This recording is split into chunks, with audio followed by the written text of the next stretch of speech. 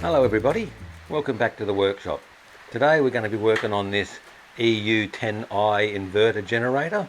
I think in the United States they're called an EU1000. As far as I know, the only difference is the voltage that's output. This outputs 240 volts where the ones in the United States probably put out 110. Apart from that, I think the engine side of it is the same or very similar. This one won't start. You can just go yank, yank, yank on the cord and nothing happens. I'll give you a demo. I've got the switch turned on down the bottom. That turns the fuel on and enables the spark. I've got the choke on up here. I'll give it a yank, see what happens.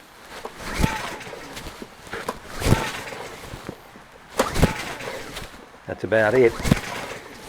Now, rather than just guess what's wrong with it, I'll show you how to diagnose it. We basically need three things for one of these to run. It needs to have spark, it needs to have fuel, and it needs to have air. And the air needs to be compressed. Well, that's four things, but we'll say compressed air. So the first thing to check is, has it got spark? Well, actually the first thing to check is, has it got fuel? So if I look in the fuel tank, I can see there's fuel running off the strainer there, so I know it's got fuel. My little vent cap here is open. So let's just turn it around. Access to the spark plug is up here. That little thing pops off. Let's give you a little look in there. You can see the spark plug lead here, and that's on nice and firm. If that has fallen off, that's going to give you a problem. So we'll just pop the spark plug lead off. This is only a small spark plug. The hex on it is 16 millimeters or 5/8. I think it's actually 16, but 5/8 is probably close enough. You'll need a socket to get on there. If you don't have a spark plug socket, go and get one, because you won't get it off any other way. So we'll pop that out.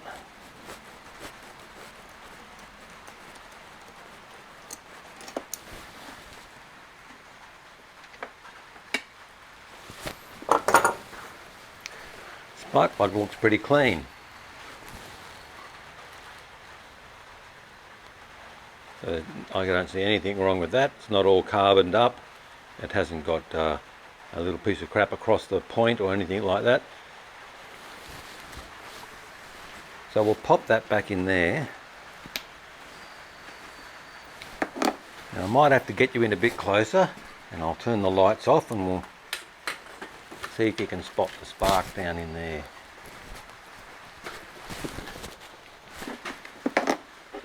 So you've got to be careful not to zap yourself when you do this. Just hang on to the rubber, and we'll touch the outside of the spark plug onto the metal case there somewhere. It's going to be a bit awkward because the zipper's on the other side.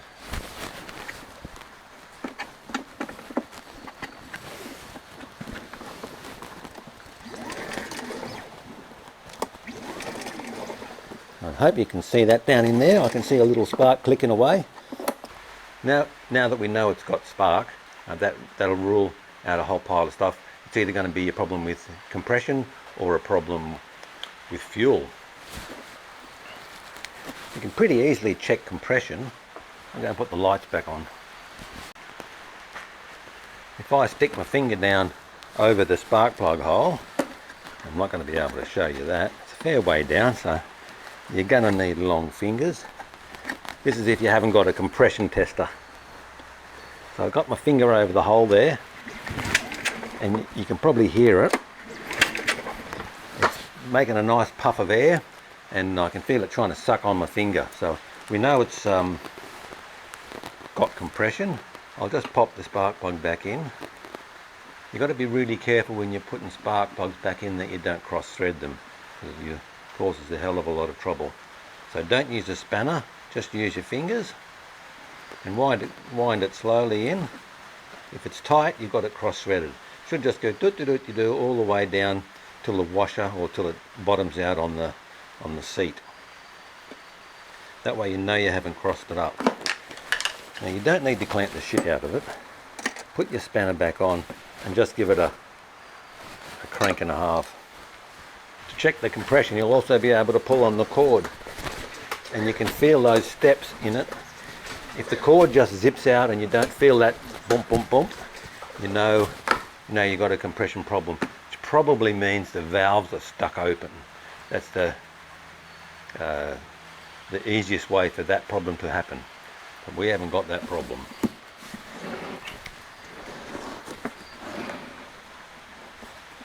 To check if fuel is the problem, I shouldn't have put the spark plug back in. I'll just take that back out again. The easiest way to do that, I've got a little eyedropper here with a bit of petrol in it, gasoline if you'd like. My eyedropper's partially had it. It's a bit awkward because it's so far down in there, but we'll just put a few drops of fuel down the spark plug hole, like that. Doesn't need much, like less than a teaspoon.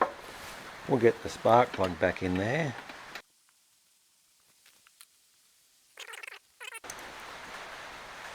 Nice and tight. We'll put the lead back on. Now we've got the switch on. This should start now, I reckon.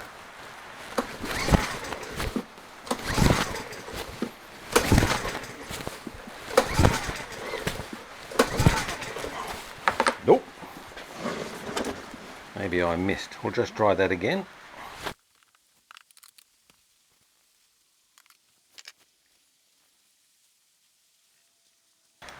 This time for sure.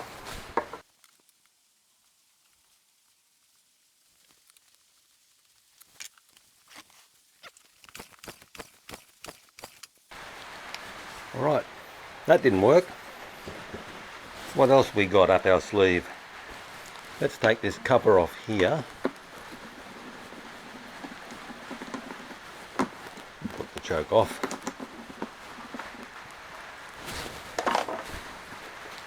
The air cleaner is behind here. If that's dirty, it's not going to be able to suck enough air in to let the engine run. So we need to make sure that's not dirty. That's looking pretty clean. Nothing wrong with that. Also, these things have an oil switch on a float switch on the oil tank. If the oil is low, it won't start, but it won't make a spark. We're already getting a spark, so I know that's not the problem. You want to get yourself some starter fluid. This stuff is called Start Ya Bastard, which I think is a great name, because it's just generally what you say after you've pulled this thing a dozen times. Start Ya Bastard. Up here is where the air intake is, right up in there. Let's just give that a little blast directly down the air intake. Doesn't take a lot. Now let's see if that'll start now.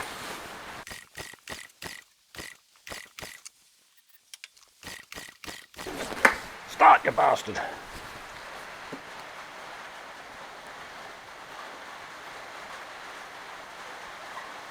That should work. I don't know why it doesn't.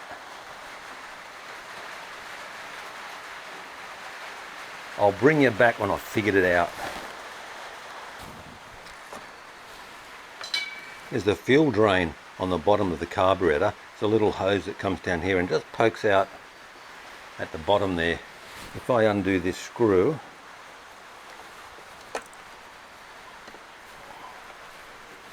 I can see that it's draining the fuel out there. So that just lets the, just turn the fuel off. That just lets the fuel out of the float bowl there, and it also shows me that there's no dirt and rubbish in there. If I turn the fuel back on again, you'll see it starts running through. So that tells me that the fuel delivery stuff is going okay up to the carburetor. So I'll turn that off again now.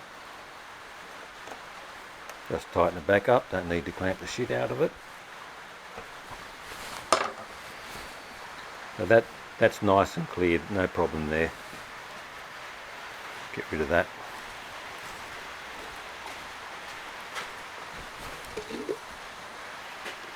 So I know the fuel delivery up to the carburetor is good. I think I've got a blocked jet or something up inside the carby. Not sure why it didn't start with the starter fluid, but that's another mystery.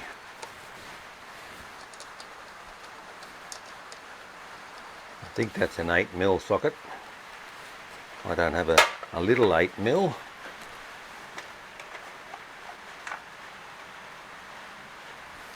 But 5/16 is pretty close.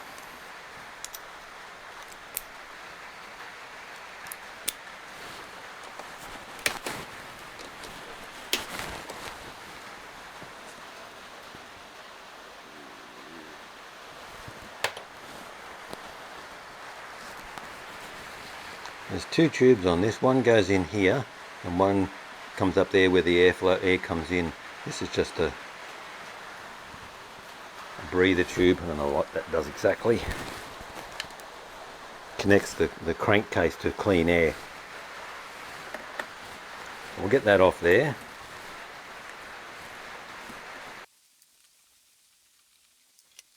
I think we can pop that little tube out of the top of there as well.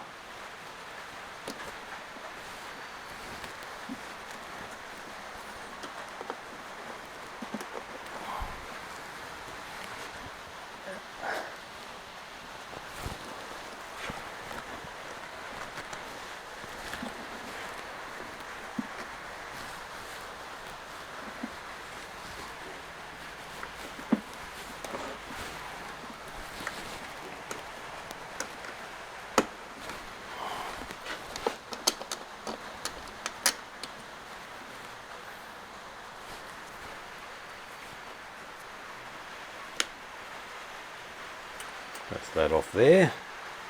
Now there are two little metal sleeves that go in here. That stops you crushing the plastic. Just make sure you don't lose those.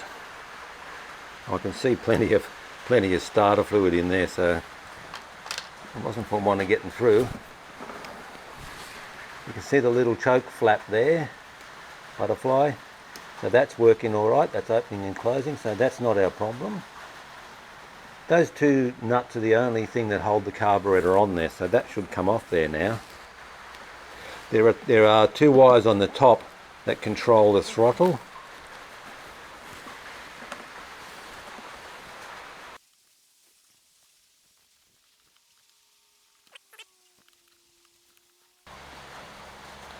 I think I can take that off once I get it out. Oh no, there's another tube down here I've got to get off.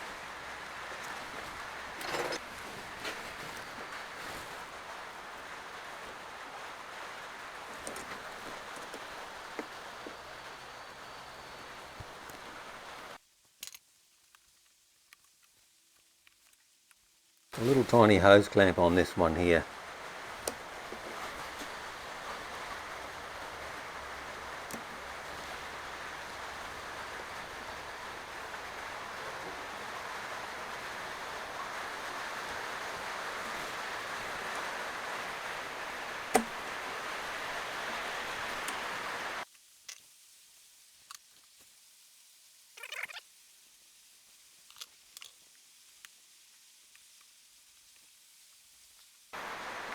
I think the pipe goes right out to here. I'll get the camera out the way and call you back when I got that off.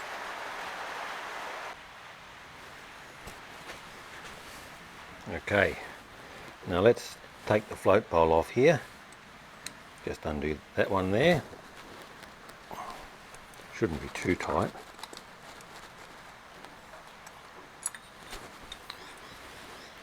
That all looks pretty clean in there, no problems. This is your float here. There's a little pin that holds that on. Take that pin out, it just sits there. It normally can't fall out because it's captured by the bowl. You lift that one off there. Just be careful, that little thing on the end there is your needle. Down in there where it came from is the seat. And when the float comes up, when the float comes up, it pushes the needle down into the hole and blocks the fuel off.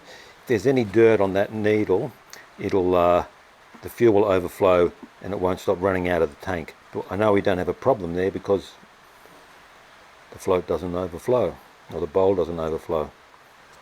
So I can see here there's the choke, that's going okay, no problems there. This screw up here does the idle, and I don't think that's our problem. We'll leave that alone. Down inside the middle here is the main jet. So let's pop that out. You might need a skinny screwdriver. Well, you will need a skinny screwdriver. So we'll just take that out of there.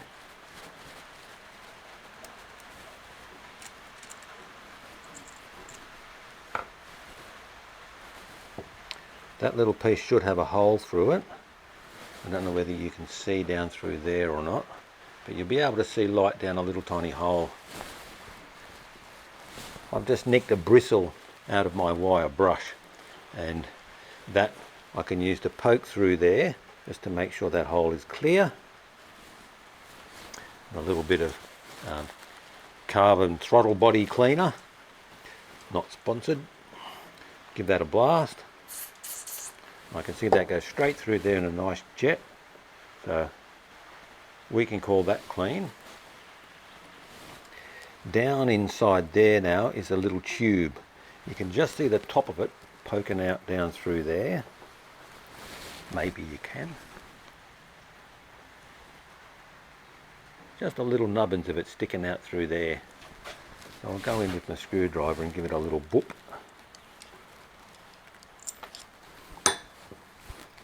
That's that out.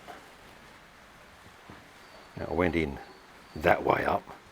That's the bit I can see. Pretty sure that's the way it was. Yes.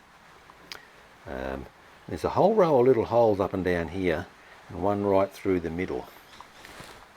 So we'll just check with my little bit of wire that that's clear through there. And I can see light through there. You have to believe me. Now I'm just going to go through each one of those little holes with my wire. So just stick it through a hole like, you might need your glasses.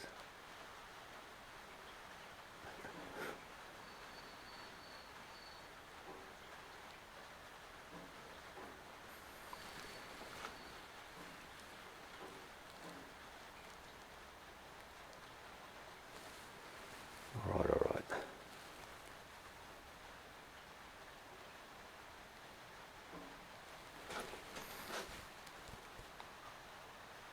Like that. So it goes through the hole like that. Slide it back and forward, make sure it's nice and clear. Now there's like 6 on this side and 6 on the other side, or 5 on each side. So just go through each one of those holes. I won't bore you with that, I'll do that off camera. Alrighty, that's got all those done. If you hold it up to the light, you'll be able to see through it. But the chances of me putting that on camera are very slim. You can see the holes there, but I'm not going to be able to show you light through them. Take my word for it, they're clean. You can give it a blast with the carbon throttle body cleaner. You see it squirt out everywhere.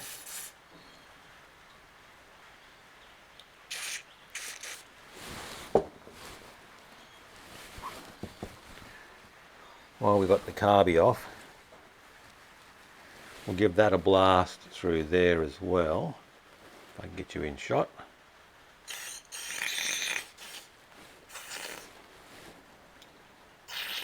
Blast out the seat. That should clean out anything left over in there. We'll pop that back in there. I can see its little nose poking out down the middle again. We'll put a little screw down as well.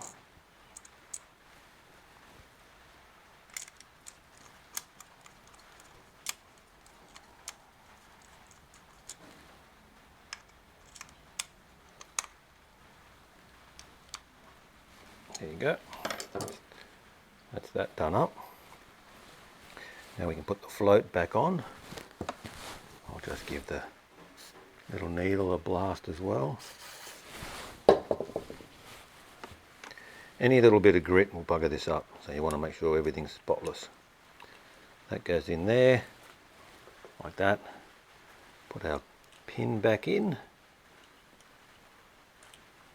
like that. And the float bowl goes back on. You have to point the drain towards the side with the choke on it. That's how it was when we took it off. Like that. And the nut back on.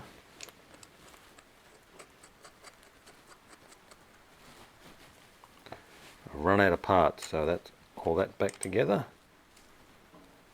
I need to clamp the living shit out of it. Excuse me. Now if we look back up here, there's a gasket sitting there that didn't come off. I'll push that back against the back there. Now I just got to get all this crap back in there, that way around. So there's those two hoses to put back on, that little plug, and all these to re-thread.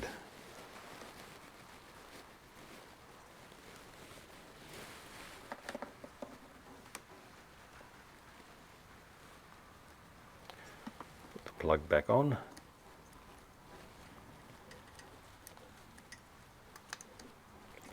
Like that. Little cover's a bit dirty. Right now, nice and clean.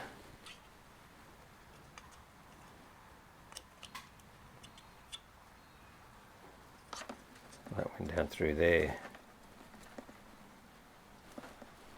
something like that.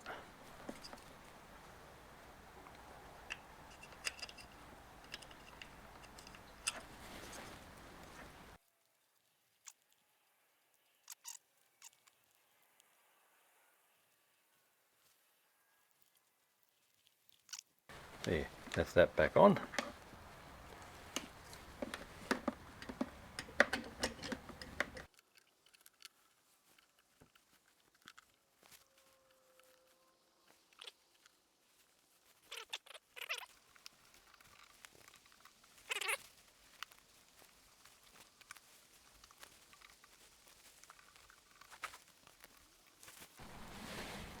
Alrighty, got that back on. Not particularly pretty.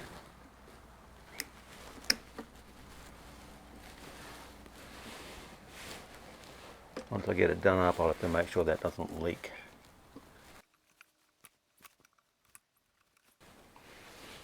Okay, what's next? This little fellow. So we need to get that tube on and that tube on over those two bolts, all at the same time.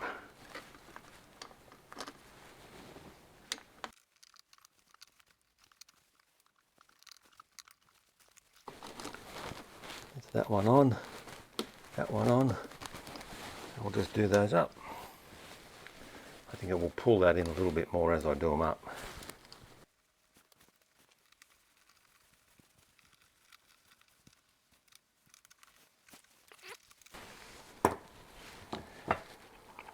Out of parts again, just this stuff. Let's turn the fuel on. That'll let the float bowl fill back up. I just want to make sure I don't get any drips down underneath there.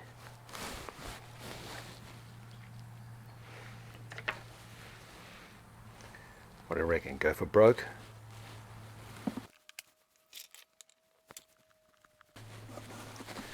I did notice the other day that the oil is slightly overfilled, so I'll just let a little bit run out of there.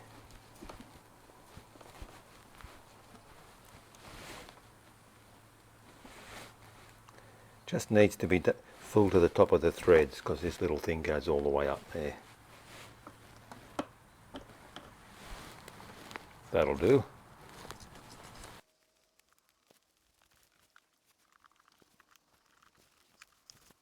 Okay, I reckon that should start now.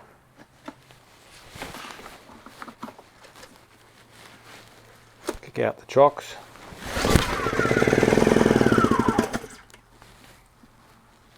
Interesting.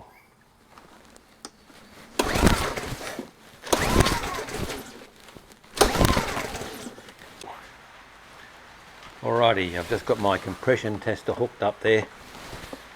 Just screw straight into the spark plug hole. I'll just give it a few yanks now.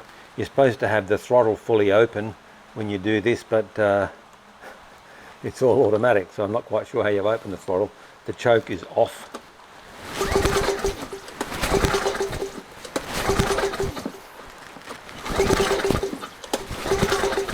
Gets to about 50 psi.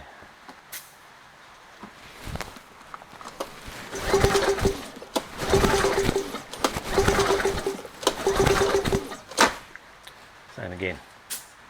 Alright, so we'll have to go and check up what the spec on this is supposed to be, what compression I should expect. I would have thought it'd be more than 50, but we'll find out.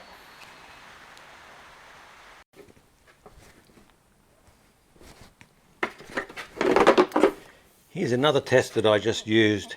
It didn't reveal anything, so I didn't bother filming it, but I thought I might as well explain to you how it works. It's called a leak down tester. This is a little regulator here that regulates the air coming in from your compressor, and this just shows you the pressure on the input line, how much pressure your compressor is coming up with. And this one over here, it kind of takes a difference between this one and what's the pressure in the chamber itself, in the cylinder, and it'll tell you how much air is leaking out in other places. So the way you use it is, once you get full pressure on this side, you then adjust this knob down here till this needle points all the way around to the zero. This one's got quite a small spark plug, so you need to put this little adapter on there. It's got a little O-ring on it, so you don't need to clamp the shit out of it. Then you put this one in the spark plug hole, and this one, once you've got your pressure set on here to zero, you connect these two together and then take a reading off the meter. Depending on how much air is escaping, if not much is escaping, you end up with your needle pointing in the green range here. Mine was at about where the 20% mark is there, which is good, a good reading. If it's up here in the yellow bit, it'll probably still run, but if you've got it right up here in the high section, that means there's a lot of air escaping. Now there's a couple of places that can escape. If it escapes out the air intake, then you know you've got a problem with your valves, the intake valve in particular. If it escapes through the exhaust, it's the exhaust valve. If it escapes out the breather pipe from the crankcase, you know you've got a problem with your rings. And basically I didn't have air escaping from anywhere, and the needle was still fine. So this didn't prove anything. Didn't prove the problem, but it did prove that I don't have a problem with any of those things. So I'll have to have another think about it, and I'll bring you back once I've got more information. Alrighty, it's the next day. I had a bit of a dig around online, and I found a video where they talk about the spark arrestor that's in the back of here. I found a PDF of the user's manual, and it draws a picture of the little spark arrestor. But interestingly enough, it doesn't show the item in the parts list. So it's got a number, but no part. So let's just take this off and have a look and see what's in there. I know if the spark arrestor is completely blocked, it'll cause the engine to fail. So let's just get the cover off.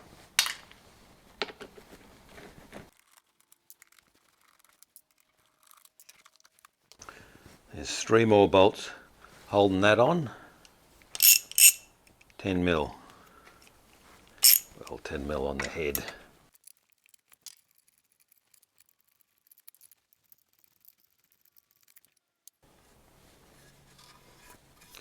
The spark arrestor is supposed to sit in that little hole there, and it's got a lip that goes around the outside. I reckon someone's been in here before me and taken it out. So the spark arrestor's not our problem. It's not stuck up in there. Interestingly, there's no gasket on this either. Don't know whether it ever has one. I'll have to refer back to that diagram again. Let's just see if it starts without the muffler on there. It could be a little noisy. We'll put the fuel on and the spark on. Turn on the choke. Let's see if it'll go. Kick out the chocks.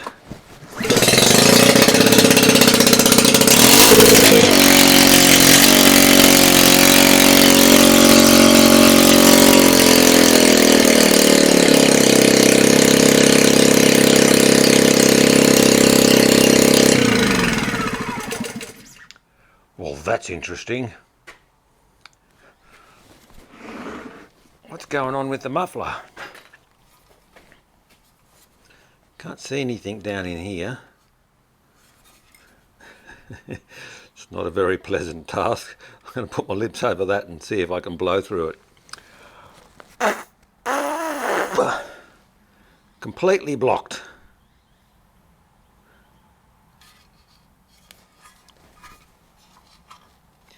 There's nothing in there.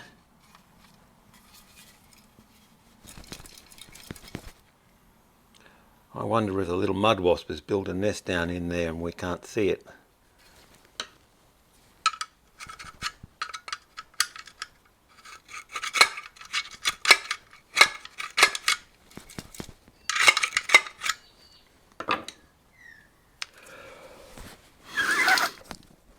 It's clear now. I can hear a bit of dirt rattling around in there, assuming it's dirt. I think a mud wasp has built a nest in there and that was the only problem. As we discussed earlier, the three things you need for an engine to run: fuel, spark and air. The air's not only got to be able to get in and be compressed, if it can't get out, it's simply not going to run. So I reckon that's it. I reckon I can put this back together now and it'll work. Well, I don't put it on backwards. Looks like that gasket's not been there for a while if it does have one, so I'm not going to lose any sleep over that.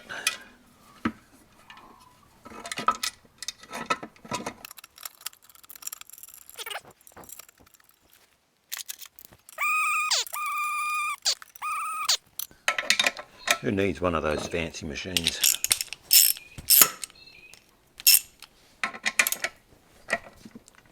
Click! There is a torque setting for these. I just don't know what it is. It's about that tight. Don't clamp the shit out of it.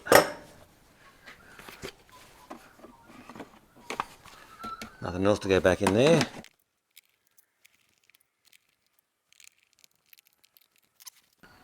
Now the acid test. Will it start again with the muffler on? So we'll put the spark back on. Fuel's still on. We shouldn't need the choke because it's already been running. That's in eco mode. We'll just put it on high speed.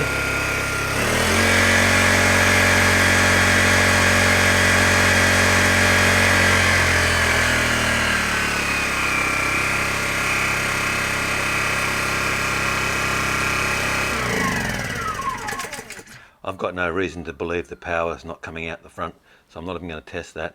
I can give that back to the owner now and he'll be happy as Larry. I reckon we can call that fixed. Just goes to show you that you don't need to fire the parts cannon. Would have been easy to buy a carburetor for that and try and bolt it on, see whether it sorted it out, but wouldn't have fixed it. I might run a bit better now that I've cleaned out the jets, but I think it still would have worked once I got to the problem of the exhaust. So you never know. Just go through all your tests and try and diagnose the problem before you start buying parts. So thanks for watching, guys, and we'll see you on the next one. Can't really see you.